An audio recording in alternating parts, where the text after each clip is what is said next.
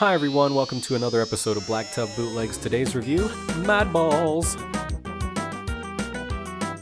In the 80s, Amtoy came up with the concept of disgusting-faced balls, and tons of other companies were happy to jump on the bandwagon, making weird balls, crazy balls, horror balls, odd balls, disgusting balls, terror balls, horror balls. You can put it in front of the word balls, that's what they did. The first Madball that I saw in the 80s was Skullface. I remember thinking it was really horrifying, but also cool at the same time. Really right in the same vein as Garbage Pail Kids, the gross out concepts of Ghostbusters, all really inspired by the artwork of the 60s and 70s. Madballs were hugely popular as toys, and then also got their own comic book, other spin-off toys, and commercial bootlegs, where companies spin off the idea and turn it into their own concept.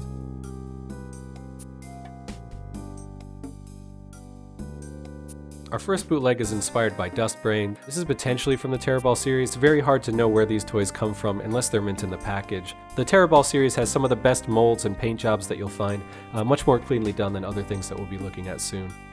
Overall, just a really cool paint job and very deep gouges in the sculpting.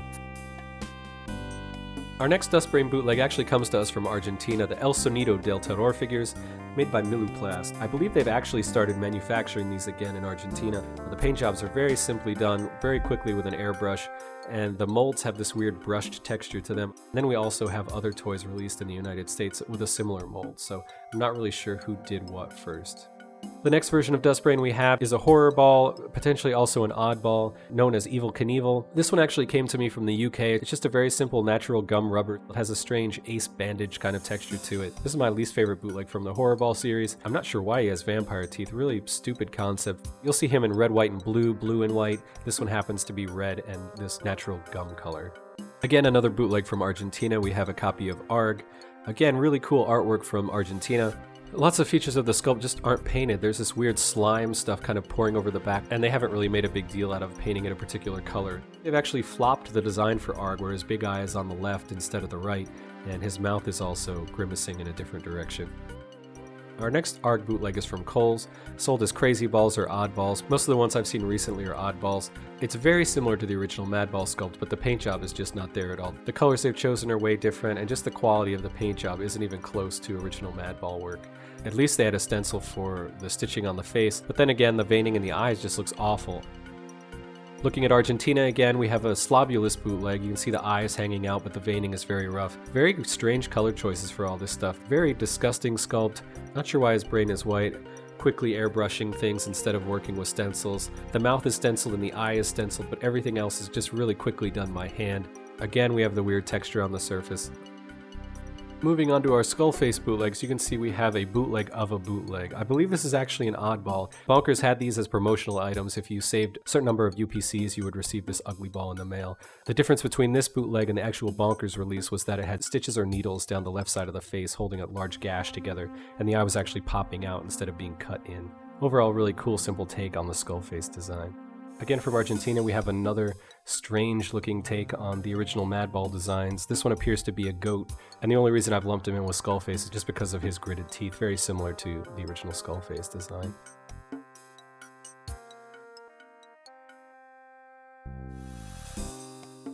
Our only example of a crackhead or bashbrain bootleg is an oddball. This mold was used over and over, many different scales and sizes. This one has a really fun brain paint job. Really hastily done, but it looks fun, done from the top, keeping the paint away from the face, and cleanly stenciled eyes and teeth. All of these things were sold on very simple blister cards and bagged. Seems to be the best way to ship any kind of bootleg toy. This is my favorite Argentinian bootleg based on Hornhead. It looks kind of like a Japanese block print or something, just really crazy red mouth. This is really my favorite sculpt. Again, we have a Terrorball example of this, not sure which one came first, and I like to think the Argentinian one did. Our final standard Madball bootleg is Screamin Mimi. It's a very simple copy of the original. Again, we have that strange brush texture. The eyebrows hastily painted, the eyes stenciled, the teeth just quickly airbrushed from below, and the tongue painted quickly as well.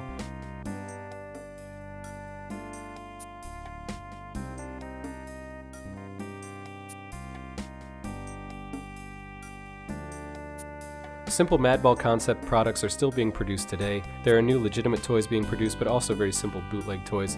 You have the same molds that were being used to produce the larger toys now reduced to create simple bounce balls, erasers, very simple gimmicks.